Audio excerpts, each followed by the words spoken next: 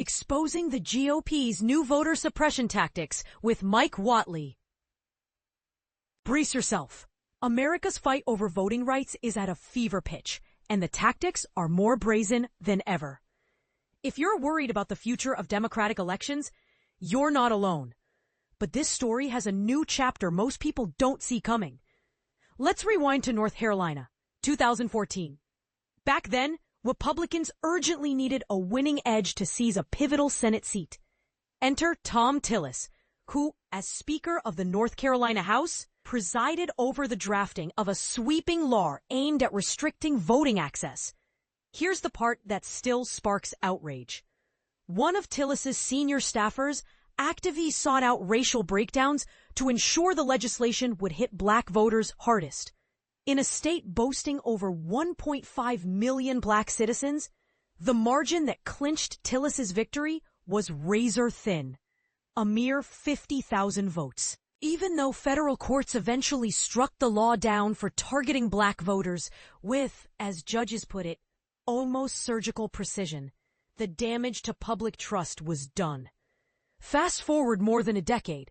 The stakes are even higher, and North Carolina's Republicans are doubling, no, tripling down on voter restrictions. This time, the party's new torchbearer is Mike Whatley, lawyer, powerful state GOP player, and current national RNC chair. Whatley campaigned on a promise to former President Trump to launch even more aggressive assaults on voting rights, outdoing his predecessor, Ronna McDaniel.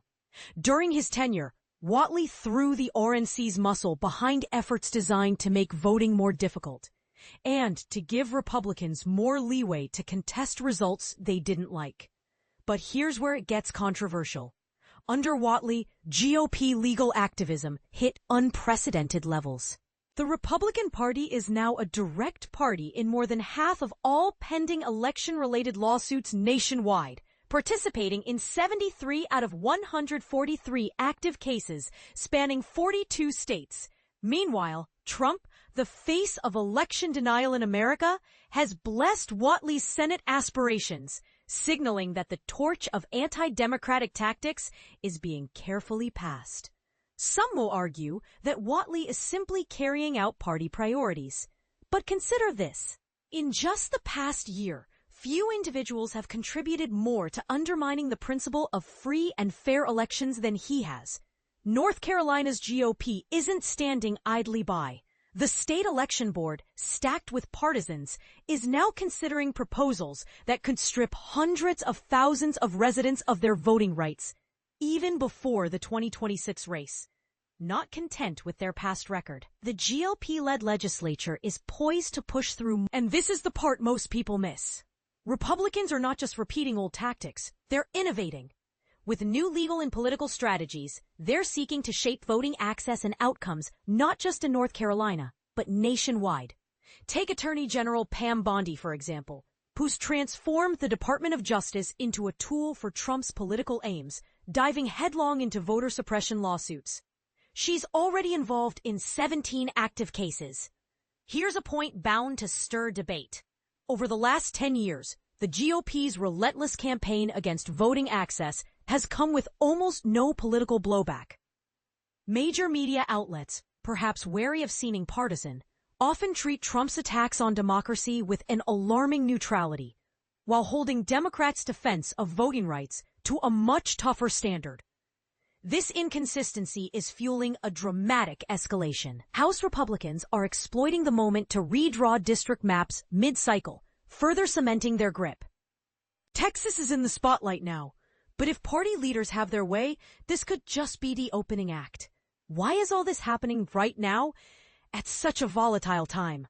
Donald Trump, facing scandals and sinking approval, is willing to do anything to regain narrative control and evade congressional oversight.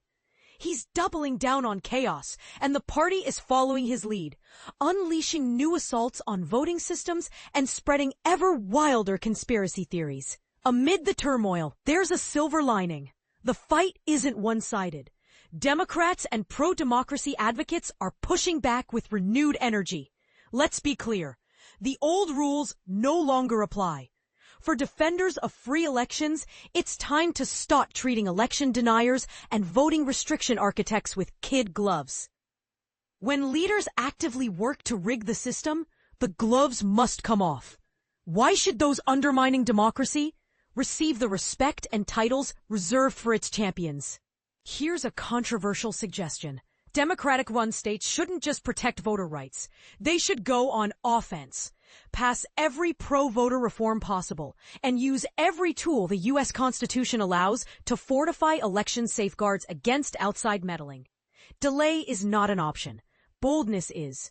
And don't forget about resources. Presently, those working to protect voting rights are outgunned by well-funded opposition.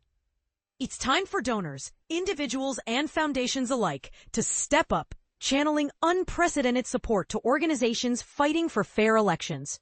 Here's an even spicier point. States fully controlled by Democrats should not shy away from re-examining their own district maps, considering whether there are creative, legal ways to limit the representation of anti-democracy forces. Yes, there will be challenges. Judicial, political, ethical. But isn't it crucial to think differently when democracy itself hangs in the balance? This battle is about more than tactics. It's about raw political power. Republicans have shown again and again that unless they face real and costly consequences, their assaults on democratic norms will only intensify. It's time for those protecting democracy to act with equal resolve. So what do you think?